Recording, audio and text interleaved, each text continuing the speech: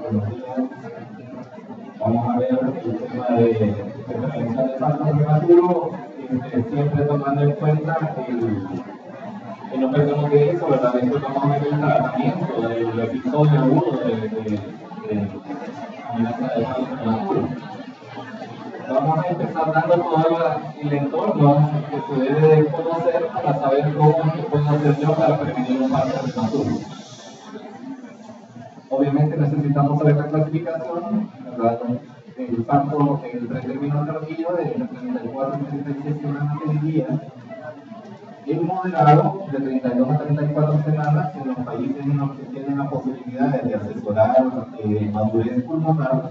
Entonces, si esta intervención se realiza a esta edad gestacional, nosotros generalmente pues no tenemos esa posibilidad y por lo tanto nuestro corte son las 34 semanas. Muy pretérmino es entre los 28 y 32 semanas y el pretérmino que tenemos abajo de las 28 semanas. También recordando que en general la clasificación internacional de viabilidad el corte es a las 24 semanas. Es decir, que antes de las 24 semanas generalmente no hacen ninguna intervención, sino que hasta después sería prácticamente el pretérmino extremo, entonces entre los 24 y los 28 semanas. Esto aprovechando la ocasión, ¿verdad? Ya veíamos lo que nos presentaba el doctor Herrera con respecto a ¿cómo se llama?, al manejo de los tipos de estudio y la restricción de crecimiento intrauterino, para que lo tengamos en cuenta tanto en nuestra práctica en el seguro social como en nuestra práctica privada. Tradicionalmente se ha considerado el término entre la semana 37 y la 41.6. Sin embargo, ya se conoce de que entre la semana 37 y la 38.6 hay más mortalidad neonatal que entre la semana 39 y la semana 41. Entonces, en general, se trata de evitar inducir antes de la semana 39, a no ser que obviamente el estado materno-fetal sea la indicación de hacerlo, ¿verdad? Pero no le saquemos niños selectivamente a nuestra familia, a nuestras esposas, ¿verdad?, antes de la semana 39, ¿verdad? Sobre todo, como les decía, en las prácticas privadas y que sean necesarias electivas, ¿verdad? Eso tiene que asociar más con mortalidad neonatal. ¿De por qué hablar tanto del parto prematuro? Bueno, la doctora que nos dio la primera charla ya nos dijo claramente que la primera causa de mortalidad de la neonatal. Estos son datos del Ministerio de Salud a nivel nacional. De todos los niños que fallecen antes de los 5 años, 9 de cada 10 lo hacen antes de un año. De estos que fallecen antes de un año, prácticamente 6 de cada 10 lo hacen en el primer mes. Y de los que fallecen en el primer mes, 8 de cada 10 fallecen en los primeros 7 días. Esa es la carga grande que tiene la mortalidad infantil en el país. Se tiene una tasa de mortalidad infantil a nivel nacional de alrededor de entre 10 y 11 por cada 1000. Se supone que la administración actual ha puesto en el plan quinquenal tratar de reducirlo en 2 puntos hasta 8, y aún así no se va a alcanzar el objetivo de desarrollo del milenio que también nos presentaba la doctora de la primera presentación. ¿Y por qué fallecen en los primeros 7 días? Los primeros 7 días, ahí sí tenemos que aceptar que los primeros 7 días de vida de niños es responsabilidad de nosotros, es responsabilidad de los sistemas. Las complicaciones que se den en esos primeros 7 días, si le da asfixia, si tiene infección, si es prematuro, las intervenciones que se pudieron haber hecho eran mientras estaba dentro de la mamá. La primera causa de muerte de esos niños en los primeros 5 años es prematuro. 332 casos en el 2014, según el Ministerio de Salud. Como pueden ver, en segundo lugar están las malformaciones. Por acá hay otras malformaciones congénitas del sistema nervioso, pero aún sumando todas estas no se alcanza la cantidad de niños prematuros que fallecen. La prematurez es la primera causa de mortalidad infantil. Y después, en tercer lugar, estamos nosotros nuevamente con la asfixia, que por aquí también también, si le sumamos estos casos, el síndrome de aspiración neonatal. Es decir, de que sí tenemos mucho que ver nosotros como obstetras con la mortalidad infantil. Además, no solamente se trata de mortalidad, también se trata de todas las secuelas en el desarrollo neurológico, el retraso en aprendizaje, en el desarrollo de la parálisis cerebral, que ya se implementó el uso de sulfato de magnesio para reducir la incidencia de parálisis cerebral, incapacidades visuales y auditivas, y en la vida adulta también asociada a enfermedades crónicas como diabetes, hipertensión y problemas reproductivos.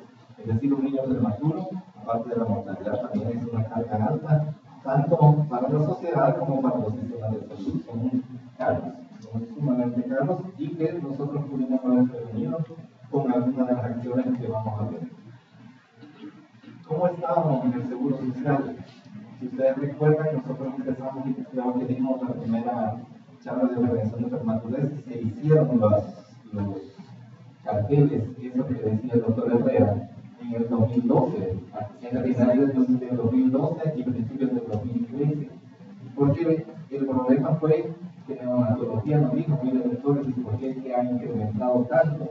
Como ustedes ven, en esos años, había incrementado más de medio punto porcentual la cantidad de niños prematuros en el Seguro Social, a pesar de que venían pagando los niños de bajo peso.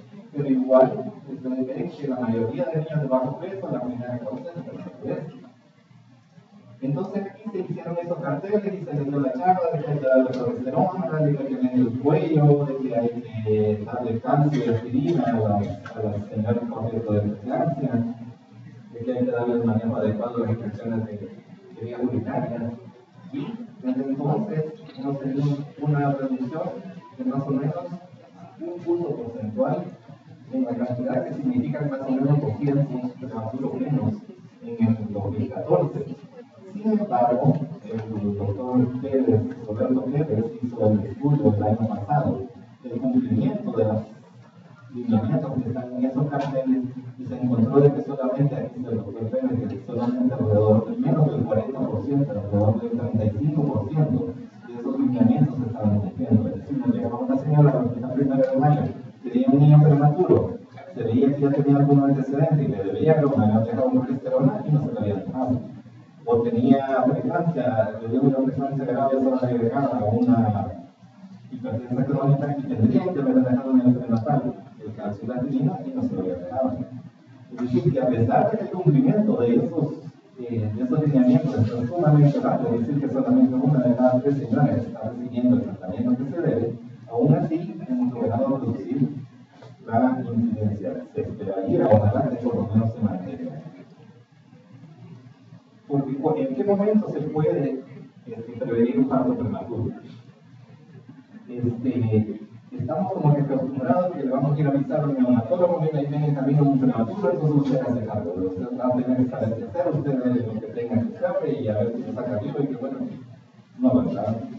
En general, la mayoría de intervenciones las vamos a hacer tanto en la atención preconcepcional, a través de planificación familiar, que declaran las mujeres que deberían de embarazarse efectivamente si ya tienen una enfermedad crónica asociada, como también en el control prenatal y la atención del parto, y la calidad de la atención del parto.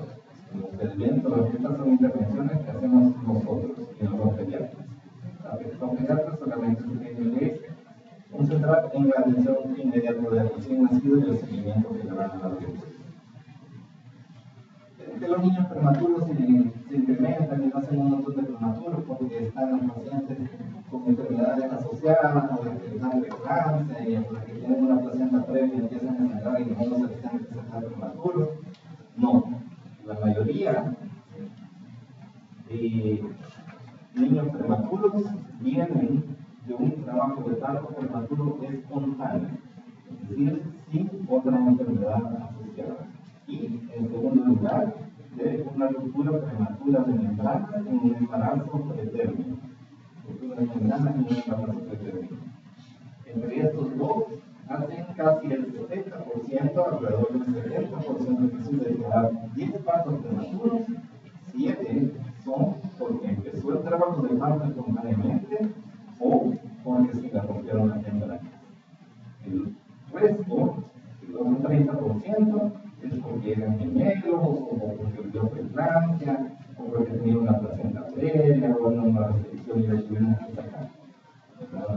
mayoría es trabajo de parto espontáneo, que es en los que podemos hacer alguna intervención para tratar de evitar que eso suceda. Tenemos que conocer los factores de riesgo para saber quiénes son los que tienen más chance de tener un parto prematuro. El principal factor de riesgo para parto prematuro es haber tenido un prematuro previo. Sobre todo, si en caso de multípara, es el inmediato previo o si ya ha tenido más de un parto prematuro previo. Y pueden ver en el caso de una gravidad 3, si ya tuvo dos prematuros previos, antes de las 32 semanas, eso le requiere un riesgo de casi el 60% de que ese niño va a volver a ser prematuro. Ese es el principal factor de riesgo. Y lo que decíamos, si en el caso de que gravidad 3 ya tuvo uno de término, el segundo fue prematuro, es más riesgo de que si tuvo un prematuro primero y el segundo fue de término. Si los dos partos han sido de término, su riesgo es igual de cualquier paciente.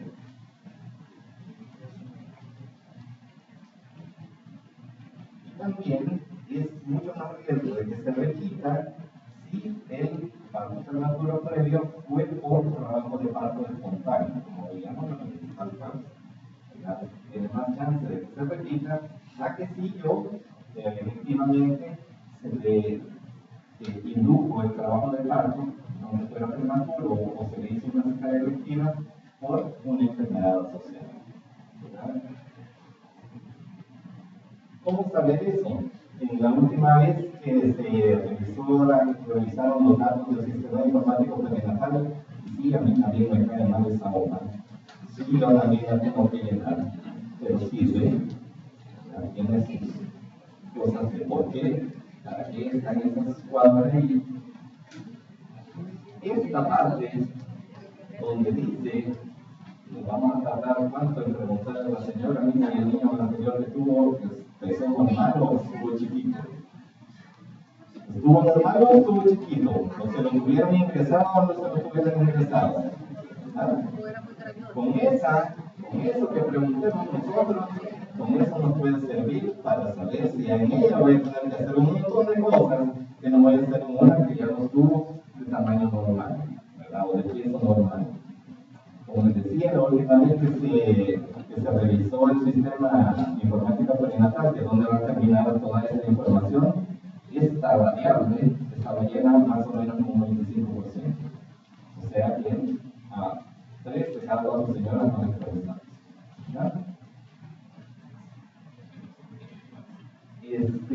Otro factor de riesgo que está comprobado que nos predice si va o no va a tener un parto prematuro es la longitud cervical. Ahí están los percentiles y como ustedes pueden ver, esto es riesgo relativo, no es OR, no es un ratio, por eso es que no tiene tanta significancia, por eso se toma un corte ya mayor, menos de 26 milímetros. Prácticamente abajo del percentil 10 es que ya le confiere un riesgo incrementado significativamente. Y si esto hay que aclararse que es tomado entre la semana 22 y 30 semanas, a diferencia de como se recomienda cuando ya se tiene el antecedente que se debe de tomar antes. Nuevamente están los percentiles, ¿verdad? El percentil 10, los 25 milímetros. Y a partir de ahí, que la Sociedad Internacional de Medicina Materno-Fetal es que da la definición, el cuello corto. Si no tiene antecedente de parto prematuro, 20 milímetros.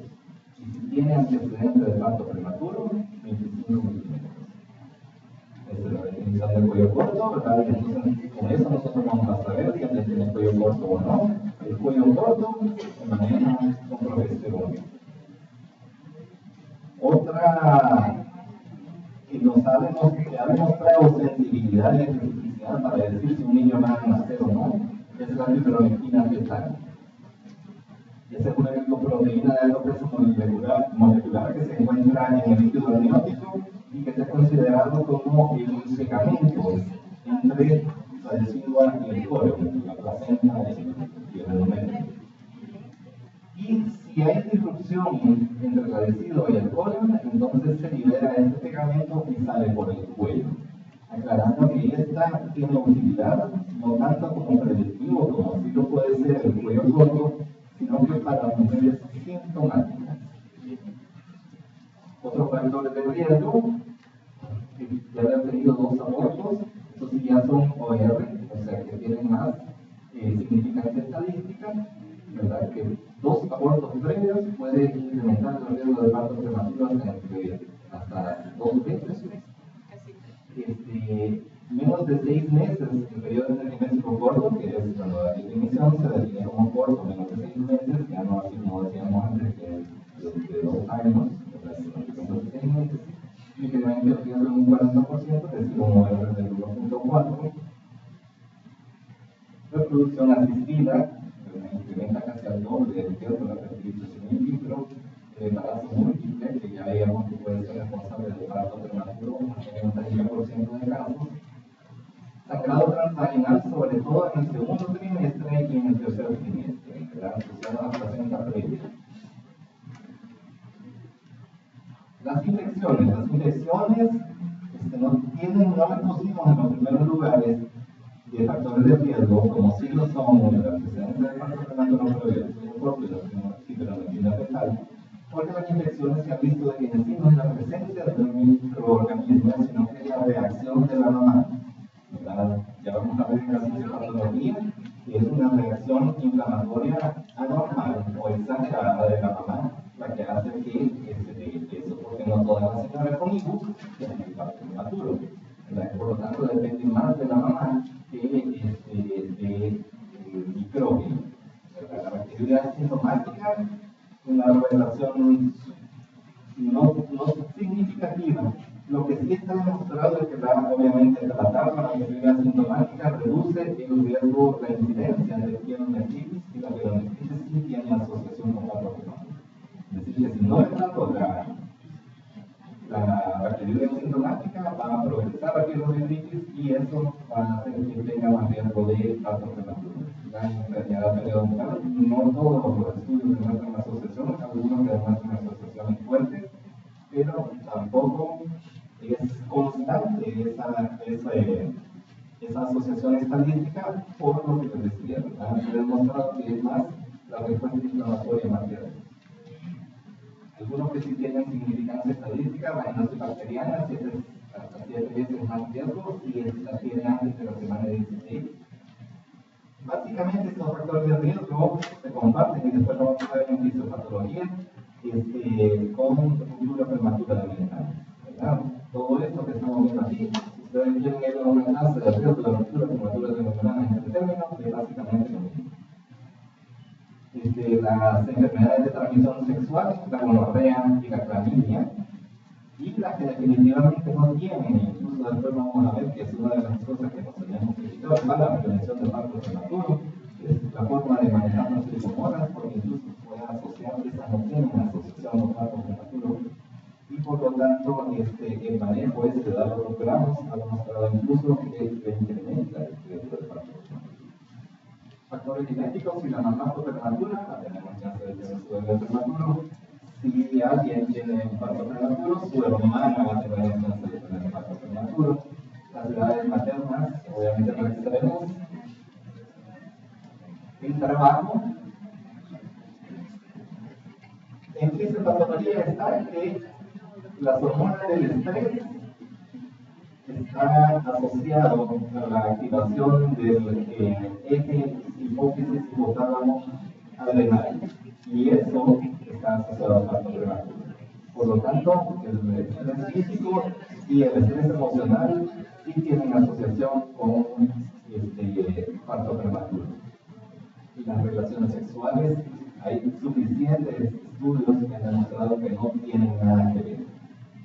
Absolutamente nada que ver. Sabemos que le vamos a enojar a la señora, le vamos a dar más estrés, le está diciendo que no tenga relaciones con su esposo, ¿verdad? Las relaciones sexuales producen lo contrario de la hormona del estrés, ¿verdad?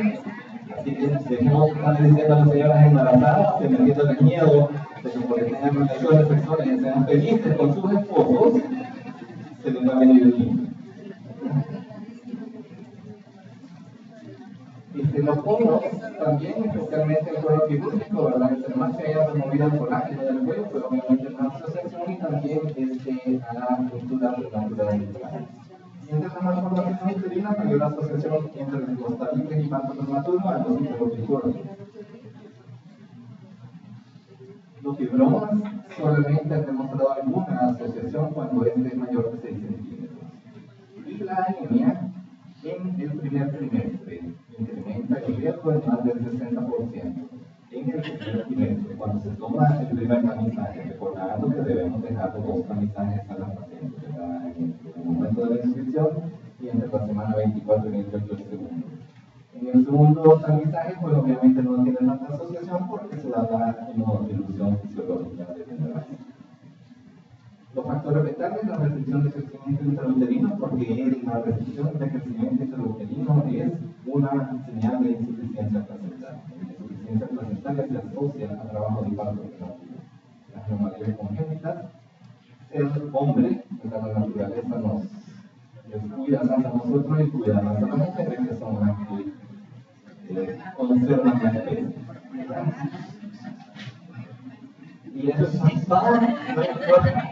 No importa si el papá es gordo, pelo, negrito, chelo, azul, lo que sea, fume, tome, muere, lo que sea, no importa, el factor paterno no tiene nada que ver con el parto prematuro. Fumar sí, sobre todo más de 10 cigarrillos al día, incrementa el riesgo en un 60% antes de la semana 32. Por suerte nuestra población no es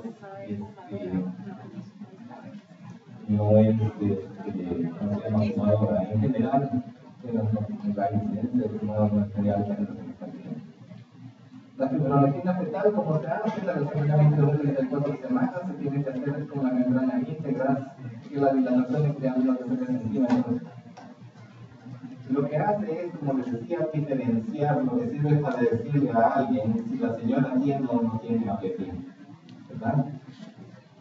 Se tiene que tomar un espéculo en el fondo del saco, interfiere en el lubricante, interfiere en el semen, interfiere en la sangre, ¿verdad? Que puede dar un falso positivo. Si el valor positivo se considera arriba de 50 nanogramos por mililitro.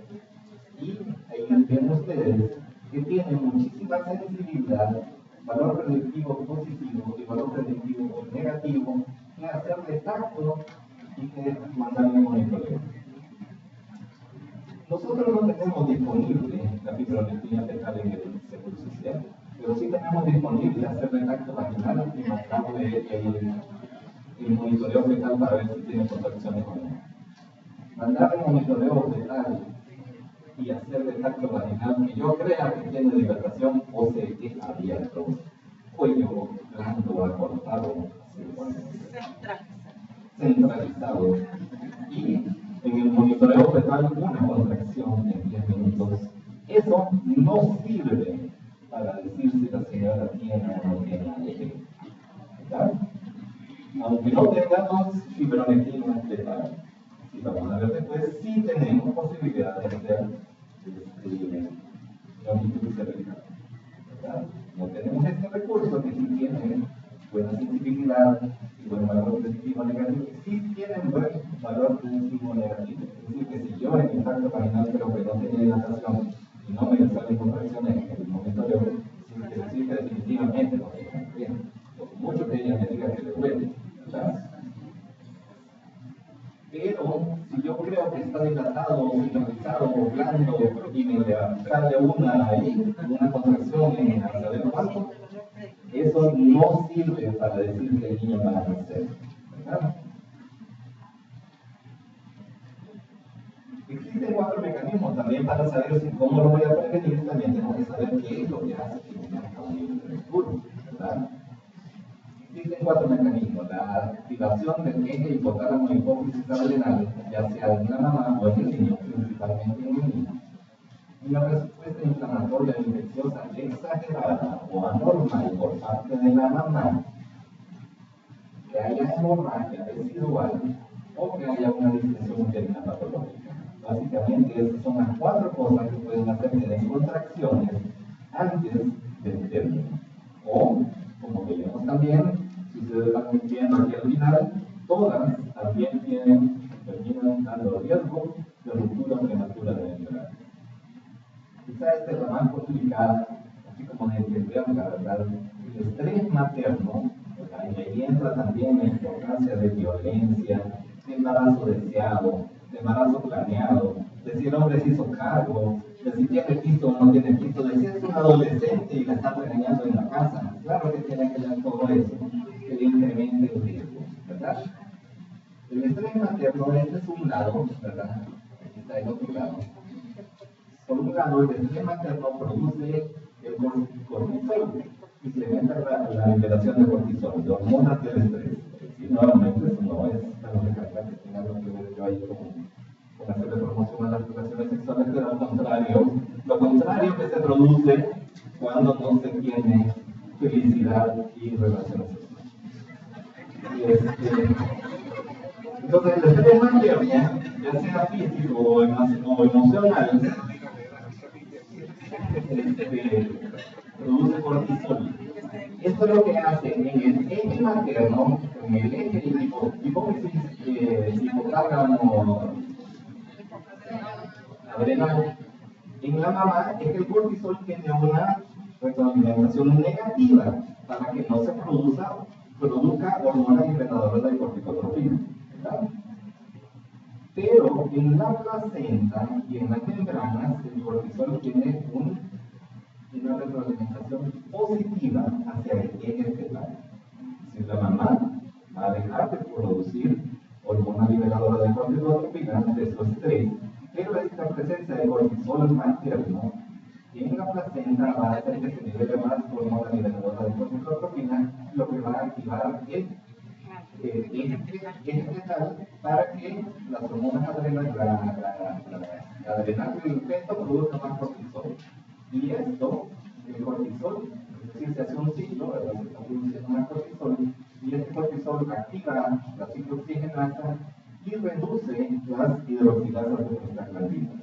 Al activar la ciclooxigenasa y las hidroxilasas, obviamente se producen más prostaglandinas, que en el miometrio incrementan los receptores para la oxitocina y la citolina, y obviamente en el cuello ocasionan la degradación del colágeno, ¿verdad? Es decir, esto causa cambios cervicales, una dilatación cervical y también asociado a ruptura prematura. Y por el otro lado tenemos la insuficiencia placentaria, que por eso es que se asocia la restricción del crecimiento intrauterino, la hipoxemia crónica, que también activa el eje fetal. Esto hace que la adrenal y también la corticotropina, la liberadora de corticotropina, conviertan o aromaticen la progesterona, la dihidroepiandrosterona, para que estos después se aromaticen a estrógenos, y los estrógenos obviamente tienen el efecto contrario a la progesterona y van a hacer que se activen los receptores que produzcan más receptores para oxitocina y más hormonas GABA, que también eso ya se asocia directamente a la contracción. La inflamación, como les decía, más una reacción exagerada de la mamá que la presencia de microbios. Lo que hace es activar el factor de necrosis tumoral y la interleucina. Que por un lado, sobre todo la interleucina 6, y aquí vuelven a aparecer la hormona liberadora de corticotropina, aumentan las prostaglandinas y la endotelina que da directamente contracción. Y la interleucina 8 incrementa las metaloproteinasas, reduce el tiempo de apoptosis, la apoptosis es muerte celular programada, ¿verdad? Es decir, las células van a morir antes, y eso da cambios cervicales y ruptura prematura de membranas.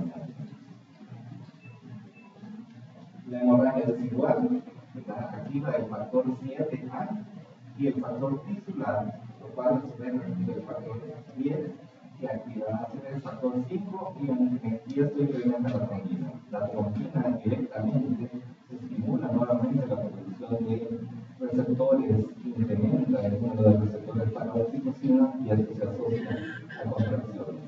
Y por el otro lado también estimula las metaloproteinasas que a través del plasminógeno que generan la matriz extracelular que hacen los cambios cervicales y la ruptura de membranas.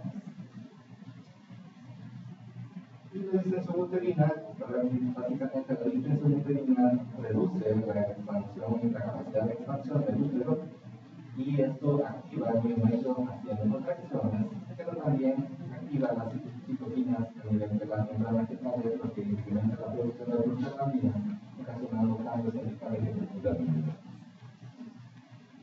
Que básicamente esos son todo lo que rodea un parto prematuro. Entonces, con base a todo eso, ¿qué es lo que sirve para prevenir un parto prematuro? La progesterona. La cabeza es la que estadísticamente ha demostrado mayor eficacia para prevenir un parto prematuro en los casos de parto prematuro previo o en los casos de cuello corto. Esos dos son los escenarios donde yo voy a tener que utilizar progesterona. Van a ver ustedes que en la mayoría de literatura, si ustedes lo analizan también, van a encontrar que la que está descrita es el caproato de progesterona intramuscular semanalmente. ¿Por qué? Porque esta es la única vía por la que está aprobada por la FDA para prevención de parto prematuro. No quiere decir que la vía oral o la vía vaginal no sirva. El mismo protocolo no está aprobado por la FDA para los niños. Sin embargo, ya tenemos cuántos años se está utilizándolo y sabemos que sí es efectivo. Por lo tanto, es decir, no solo porque la FDA dice que no sirve y yo no tengo el caproato intramuscular, entonces ya no le voy a dar nada mejor porque que se le salga el niño y es culpa del seguro. No, sí se puede y también ha demostrado utilidad la vía oral, ¿verdad? Entonces, los autores de eso, ya al final de la tabla está resumiendo, lo ponen diversas situaciones, ¿verdad? Por ejemplo, el caso de una paciente que tiene un niño, un embarazo único, ya tuvo un parto prematuro espontáneo y su longitud cervical es normal. En esa señora, es decir, básicamente antecedentes de un parto prematuro previo, sí es útil la progesterona. Se debe iniciar a las 16 semanas hasta la semana 36. A esta señora también hay que hacerle seguimiento de la longitud cervical y si en algún momento, pues ya tiene antecedentes de parto prematuro previo, el cuello es menor de 25 milímetros, se puede considerar cervical.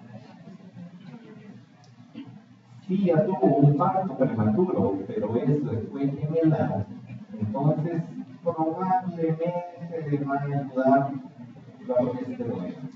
Quizás sí, quizás no. Cuando dice así, o no hay asociación demostrada y ya a usted y casi lo dejan en manos de uno, lo que tenemos que hacer nosotros es ver el riesgo-beneficio o el costo-beneficio de la intervención. Obviamente hacer una receta de progesterona vale la pena, ¿verdad? O sea, no dice que ayude del todo, pero tampoco dice que me va a hacer daño. Por lo tanto, no dejemos. Nuevamente, el mismo esquema que recomiendan ellos, empezando la semana, desde la semana 16 y 20 hasta la semana 36 y la medición de la longitud de la escuela. Si tiene un embarazo único, no hay parto prematuro previo, pero se le hizo tamizaje de la longitud cervical, tiene menos de 20 milímetros, es decir, estamos hablando de función del cuello corto para una mujer sin antecedentes de parto prematuro previo, sí tiene utilidad. Y para cuello corto, lo más recomendable es la vía vaginal. Para antecedentes de parto prematuro previo, lo más recomendable es la vía intramuscular, para antecedentes de cuello corto es la vía vaginal. Y como ustedes pueden ver, está descrita las tabletas de 5 miligramos de progesterona micronizada por vía vaginal. Es decir, que nosotros le podemos indicar a la paciente que se ponga la tableta en la vagina y no que se la tome. Cuando se trata del cuello corto,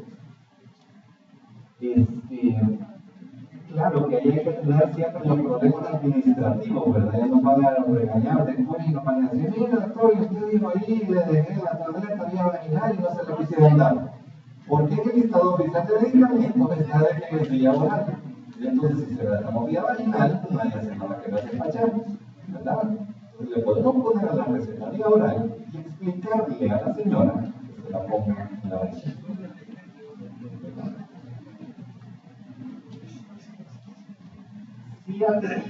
Si tiene gemelos, sin parto prematuro previo, ahí no ha demostrado utilidad de la progesterona, siempre y cuando tenga longitud cervical normal. En gestación múltiple no recomendada progesterona ni cervical. Si tiene unos gemelos y ya tuvo un prematuro previo, entonces nuevamente posiblemente va a ser de utilidad. Por lo tanto, en el proceso carcelario volvemos, como llaman cuello corto, volvemos a la alianza muscular o la biografía que tenemos nosotros iniciando entre la semana 16 y 20. Si son gemelares y tienen cuello corto, normalmente es mejor dejarse la progesterona vía vaginal. Siempre que es cuello corto, lo mejor vía es la vaginal. Si tiene ruptura prematura neural con un embarazo menor de 34 semanas y le vamos a dejar manejo conservador, no sirve dejarle progesterona. Si tiene una prueba de fibronetina fetal positiva, es decir, que ese niño va a nacer en los próximos 7 días, no sirve de nada dejarle.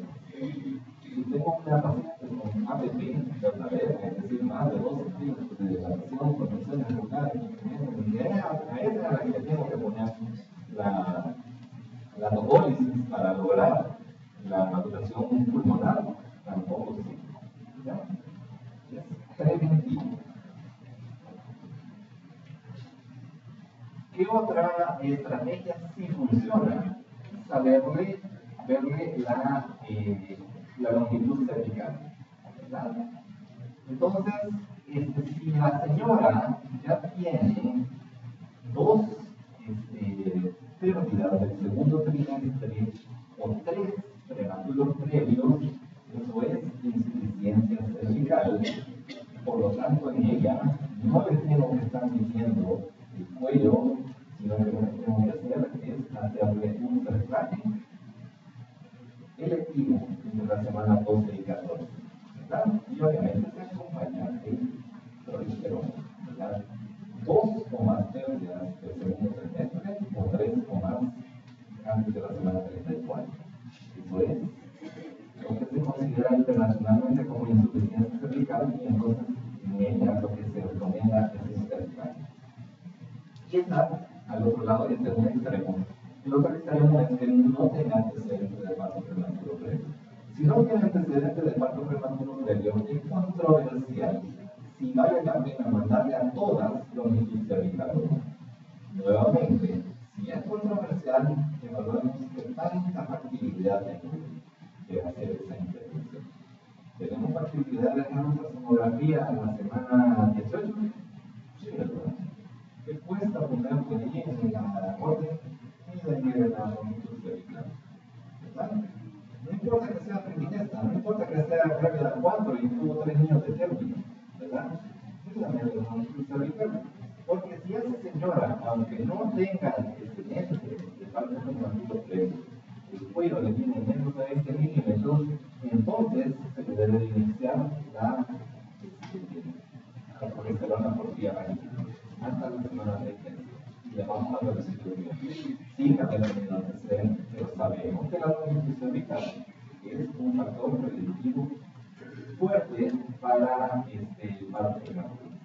Si del cuello en esa señora, medir la longitud cervical en la semana 18 y 24, tiene más de 20 milímetros, entonces recibimos el control prenatal normal, como que no ha pasado nada y no va a tener riesgo de parto prematuro.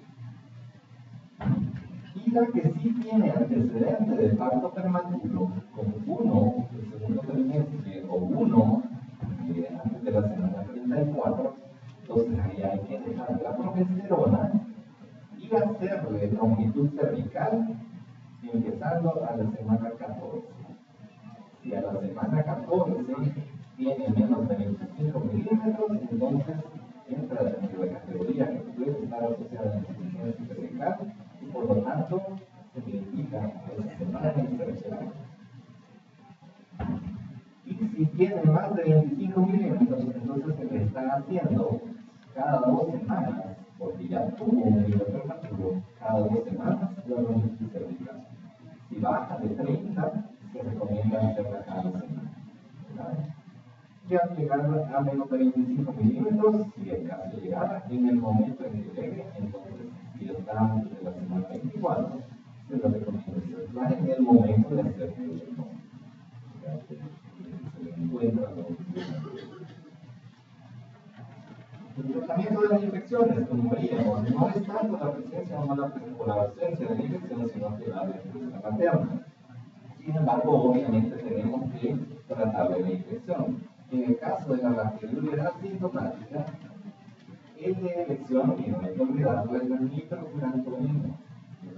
Ya vayamos dejando el último, la ampicilina, la nitrofurantoína. Incluso, si ustedes encuentran una nitrofurantoína, aunque la cajita diga que es retardada, que diga que es monofosfato de nitrofurantoína, la única realmente retardada, se deja cada 12 horas la nitrofurantoína que viene acá. Ustedes no se cuentan que es monofosfato, se viene ya cada 6 cada 8 horas, cada 2 horas. Eso no sé si ustedes que tienen lo que tienen clínica privada y reciben en los visitadores de esa casa, la gente de esa casa dice claramente que es cada 6 a 8 horas, cada 6, aunque la cajita tiene regla, porque es las sálinas, no la cajita, cuánto tiempo de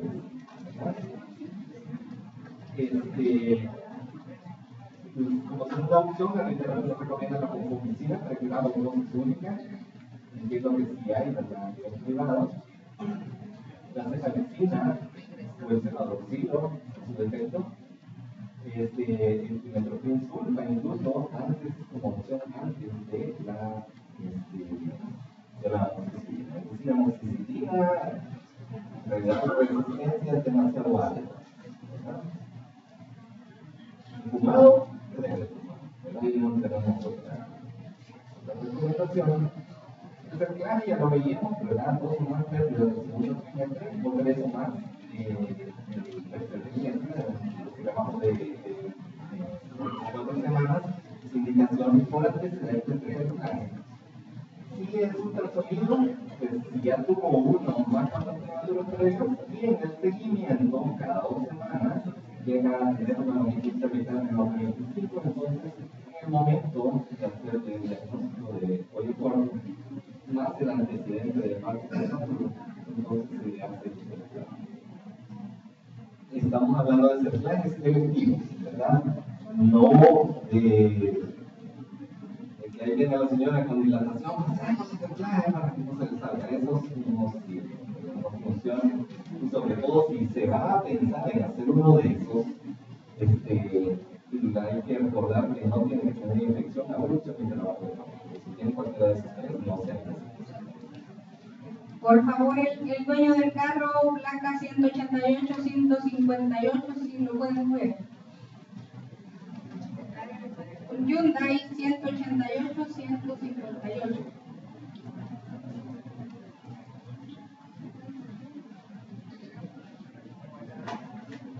Se supone que sí está asociado, sí es una intervención efectiva, hacer que la gente que trabaja mucho y esté embarazada no trabaje más del tiempo que le queda, más de 3 horas de día al día, trabajo demandante físicamente, como levantar, cargar pesos, los turnos de noche, en el caso de nosotros, ¿verdad? Las residentes que salgan embarazadas, yo hay residentes que no tienen más riesgo de que jornadas largas de más de 8 horas por día o más de 40 días. 40 horas. Las infecciones para parto prematuro no tanto, sí tienen actividad para ruptura prematura de membrana. La clamidia y la gonorrea, ¿verdad?, está asociada a ruptura prematura de membrana, no tanto parto prematuro. Hay que recordar que en embarazadas, según el CDC, la primera escoge para clamidia es acitromicina, un gramo y una dosis única. El segundo escoge, en este caso, si es amoxicilina. Y para gonorrea es la ceftriaxona, que la recomiendo en 250 miligramos muscular dosis única, la que tenemos en un gramo, no importa que tenga un gramo. Para vaginosis bacteriana y el estreptococo del grupo B, hay que recordar de que el método de los dos tiene darle tratamiento no tiene mucha utilidad para prevenir paro prematuro, pero sí para la ruptura de membrana en el caso de la vaginosis. Y para el estreptococo del grupo B no tiene utilidad para paro prematuro ni para la ruptura de membranas, pero sí para reducir la incidencia de sepsis neonatal. La vaginosis bacteriana, metronidazol cada 12 horas, no aquí no quitando ese esquema de 4 de un solo, ¿verdad? Por 7 días. Y la ampicilina, en el caso de sepsis neonatal, cuando la paciente entra de estreptococo del grupo B, cuando la paciente entra en el trabajo de parto, 2 gramos intravenosos cada 6 horas. Se había estado poniendo en el hospital de 2 gramos de entrada y luego 1 gramo cada 6, pero 2 gramos cada 6 horas. La trigomona ya vimos que no tiene asociación con parto prematuro. Lo que les decía, esta dosis de 4 tabletas, gramos dosis de metronidazol, dosis única, parece potenciar la bacteria y se ha visto asociado a que incrementa el riesgo de parto prematuro. Es decir, no debemos de embarazar esta dosis de 2 gramos de un solo. ¿Verdad? La enfermedad periodontal, nuevamente no concluyente. Cuando dice no concluyente, evaluamos riesgo-beneficio, evaluamos costo-beneficio. Es barato mandarla al higienista que le quite el sarro, hagámoslo. Entre más pronto en el embarazo, mejor. ¿Verdad? ¿Y qué es lo que nos sirve? Todo eso es lo que, obviamente, la progesterona y medir el cuello es lo mejor que podemos hacer.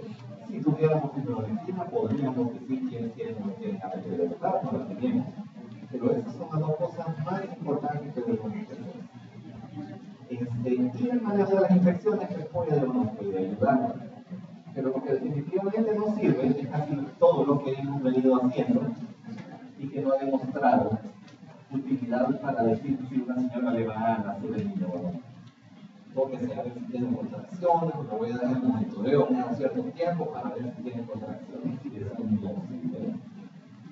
Pasamos todo el embarazo acostada, incapacitada, acostada con las piernas más arriba que la cabeza, no sirve. No tener relaciones sexuales que no solo no sirve, sino que afecta. Dejarle miolene a todas las señoras embarazadas todo el embarazo para que no le den contracciones no sirve. Y como en esta clase dijeron que hay que darle nitrofurantoína para la vía urinaria, hay que darle amoxicilina para la clamidia y no sé qué para el total, entonces póngase una de estas todos los días porque no debe ser que tenga algo. Tampoco sirve. ¿Verdad?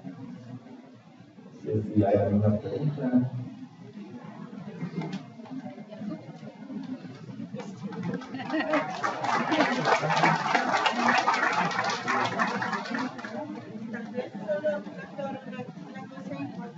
Que fue del programa que presentó con las 2 o 3 pérdidas previas, ¿verdad? En el segundo trimestre. Siempre insistir que el diagnóstico de la incompetencia cervical de entrada, lo primero importante es la historia clínica. De hecho, se dice que la incompetencia cervical prácticamente el diagnóstico es por clínica, ¿verdad? Eso es bien importante. Porque le mencionaba al doctor también lo de las edades gestacionales. En otros lados lo que están haciendo es aprovechando los 2 momentos de los ultrasonidos que se han catalogado como de obligatoriedad y que son buenas edades gestacionales. Digamos, a las 12, 14 semanas, que es el de 11, 14, si ya tienen un cuello corto y tienen edad gestacional, porque la mayoría de veces se hace a esa edad también ultrasonidos endovaginales, es una buena oportunidad para hacer la medición de la longitud del cuello. Y las siguientes semanas, en las cuales indica el ultrasonido para monitorización de anomalías, es de las 18 a las 22 semanas. Entonces, es otro momento también que se pudiera medir la longitud cervical. ¿Por qué no más allá de las 24 semanas? Para efectos de pronóstico, porque en algún porcentaje de la población Después de las 24 semanas va teniendo el cuello cervical ligeras modificaciones. Entonces los acortamientos pueden irse dando sin que eso conlleve a un parto pretérmino.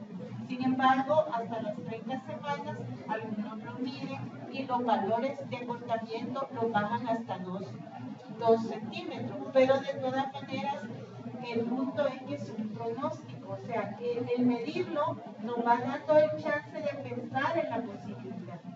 Hay otro punto importante que hay que determinar y que ustedes pueden hacer todas las medidas posibles, pero pacientes que tienen historia de 2 o más partos pretérminos, generalmente el chance de que el siguiente haga lo que haga va a ser un parto pretérmino. Eso es como algo bien importante porque lo que hay que recomendar son las medidas adicionales y tomar los otros elementos como factores a ser tomados en cuenta educativos, ¿verdad? Educativos en cuanto a que el doctor menciona todas las razones por las cuales puede estarse dando un parto. Entonces no olvidarnos aspectos de sobredistensión, de actividad, de infecciosos, para no sumar ya ese factor que tiene, ¿verdad? Y el otro elemento importante en el caso de las hemorragias, hay que recordar que en un tiempo se nos decía que muy raramente una paciente con una placenta previa podía romper membranas, pero el problema de la placenta previa es que si está sangrando, ese sangrado activa todo lo del factor de necrosis tumoral y factor inflamatorio y puede conllevar también a una ruptura. De hecho, ¿cuántas pacientes hemos tenido con placentas previas? Se les da seguimiento y el líquido lo ha botado. Entonces no es descabellado pensar que en un momento dado son pacientes que se le aunan 2 cosas. El sangrado del segundo trimestre es un factor importantísimo para ruptura y por ende para parto pretérmino. Gracias.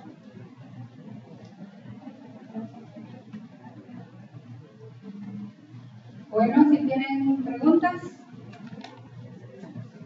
Importante todo lo que nos ha puesto el doctor en resumen, porque sí hemos tenido precisamente el año pasado una sí, ahorita se lo voy a hacer.